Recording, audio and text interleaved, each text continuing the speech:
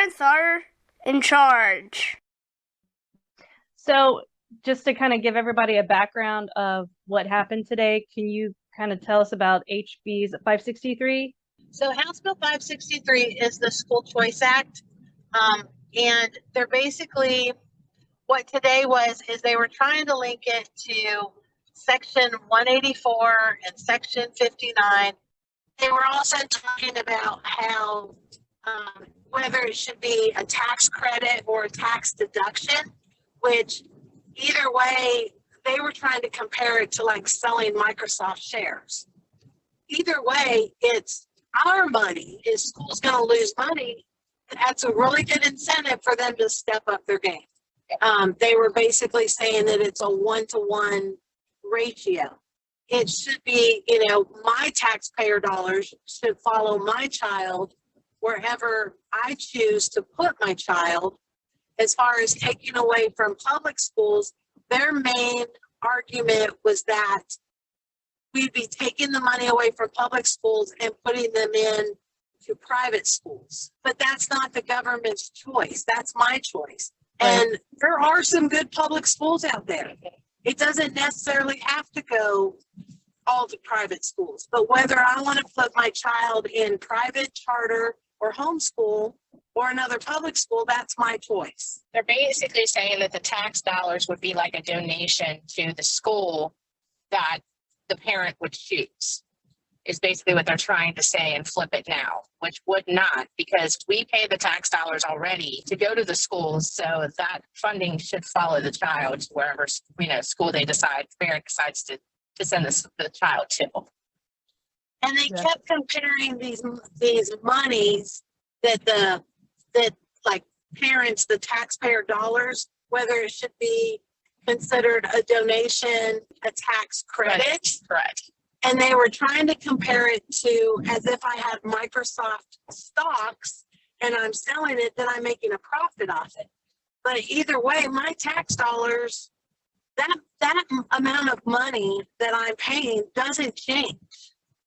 So if, let's say I'm paying, I don't know, $10,000 in taxes, then $10,000 of my tax money is going to the school. And like in my case, I was telling Mirna, I don't even have a child in public school right now, and I'm not getting any of that money back. So why am I not getting that money back sent to me where I am paying taxes? So that's why I'm wanting to know, like me, I homeschool because of what my sons had to go through in the Bellevue School District. So that's what I told her. Why am I not getting my tax dollars back to support him and getting it sent back to me to where I can send him to a school who's going to educate him? I was able to do some interviews today about my son's story, yes. My son went to the Bellevue School District, and he's still actually registered in the Bellevue School District. He ended up being diagnosed with ADHD when he was in 6th grade. I had to have a lawyer. I hired a lawyer through the Children's Law Center to get the 504 plan for my son, so he would get the help he needed. Well, as soon as I hired the lawyer in the school to get my son the 504 plan, which they granted, they put him in a corner of a room. They let him fail. He had 6 classes in the school. He failed all 6 classes. I tried to get them to educate him. They would not.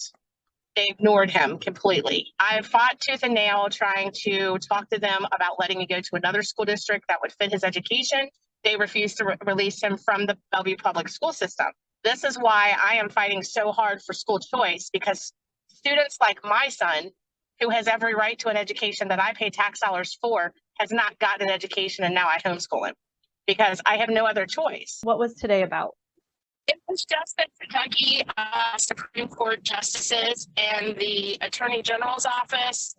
And then I don't know. Lawyers for each side, basically. And I thought the lawyers for school choice made some very good points. Mm-hmm. The lawyers for the other side kept saying that it was breaking the Kentucky Constitution because we're making donations with our tax dollars and getting credit for it. It's not a donation. You have to pay taxes. Yeah, right. It's already paid. Right. Whether we like it or not. So what are the next steps here? So they are going to reconvene at a later date. They threw out the 21st as a possible date. That will be when they decide and come back with their decision on what they're going to do. We didn't have a very positive feeling with the way some of them were talking. We just got to keep praying that, our children's going to be more than this, but we didn't have a very positive feeling. There was about 400 seats and maybe 30 seats were empty, and that's probably guessing kind of high. A lot of students were there.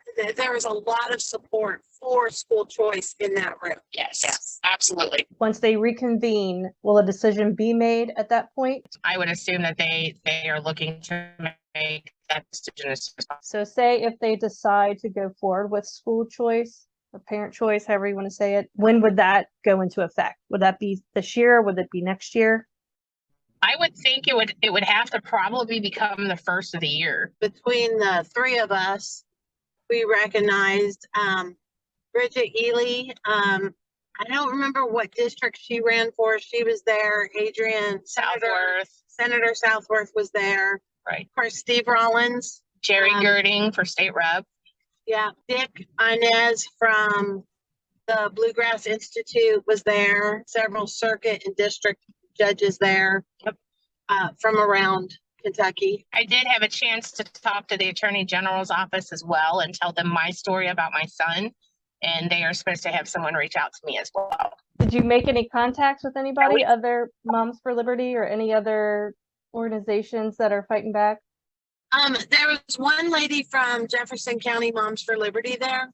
And she came up earlier and said hi, but she was sitting with another group. I got a lot of, thumbs up. So they knew who Moms for Liberty was. The security guys came up and told me, thank you for coming and representing Moms for Liberty, which was nice. Jill, I will add that they kept trying, the other side, kept trying to make it about low income families or students that are of the poverty level, but it's across the board. It's every family, It's every student. And Stacy knows my story, but in 2016, when I was fighting with Camp Burns Middle School over the summer curriculum, my son was not thriving at all.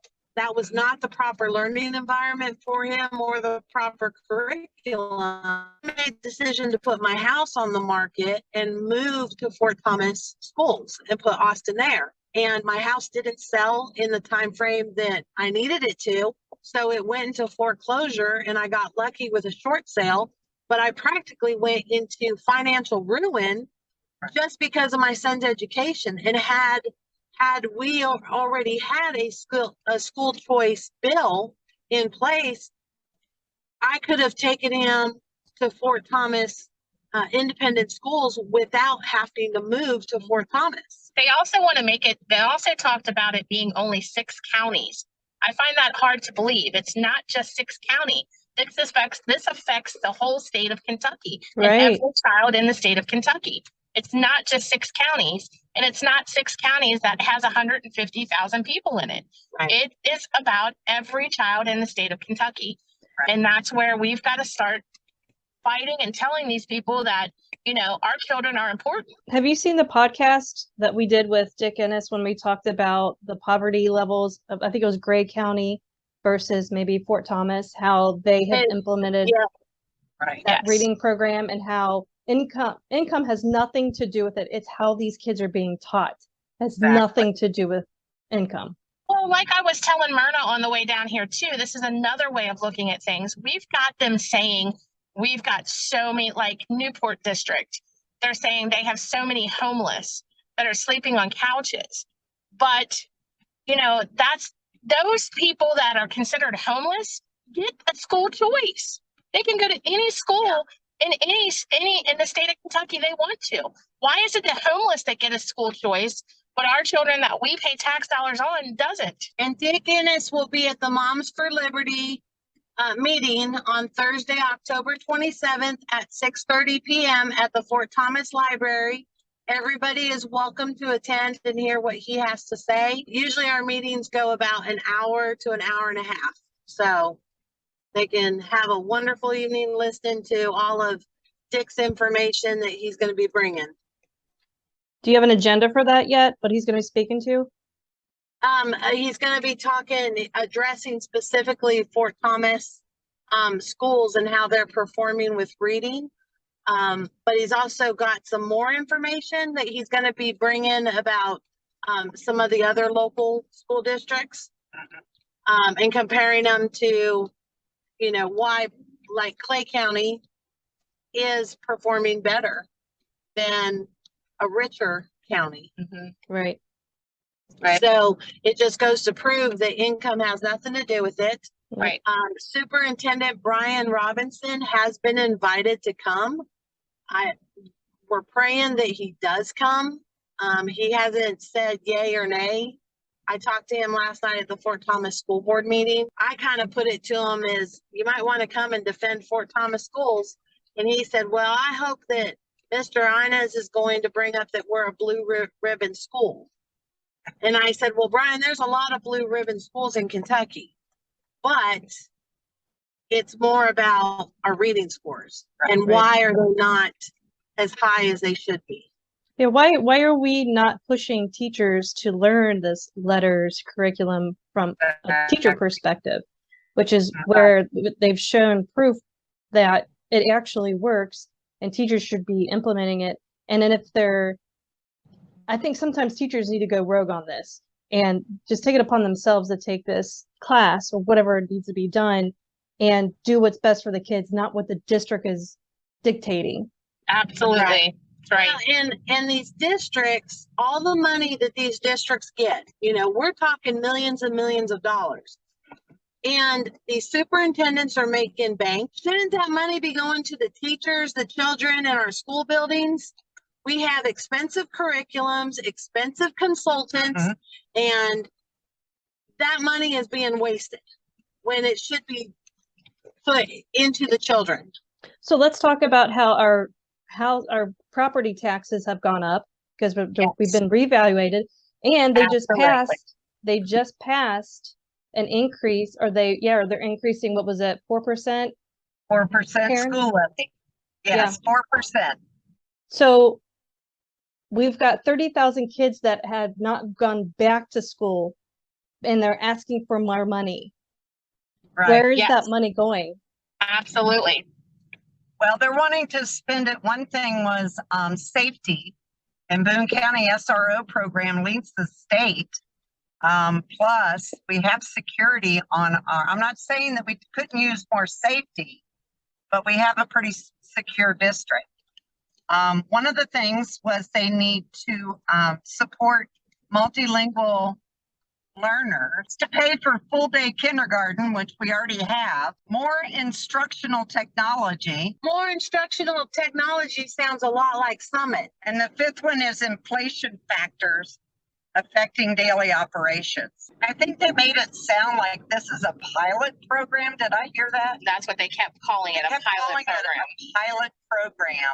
But every program in Kentucky is a pilot program. Exactly. You're right. Right. You're right. Although school choice has been passed in Alaska and in Florida are the two states I know of for sure. I'm sure there's other states that have school choice as well. So I'm not sure why they're saying that we're a pilot program for this, unless they're trying to pull in, you know, whether it's a deduction or a credit as far as taxes go. They're really pushing the tax laws in all this. Yep.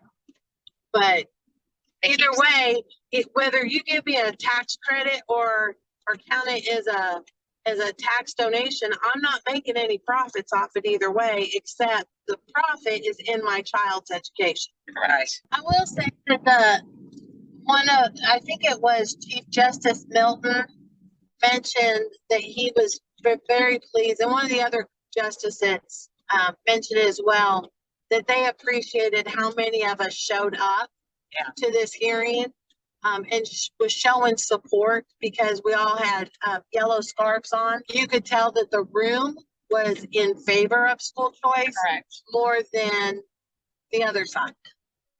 And it was asked, somebody got up and asked the question, how many of them did it? How many of the justices did attend public school? And out of the 6 that were sitting there, there was only 3 that attended public school. Well, thanks for going down and supporting us. Appreciate it. No problem. Thanks for talking to us. We appreciate it.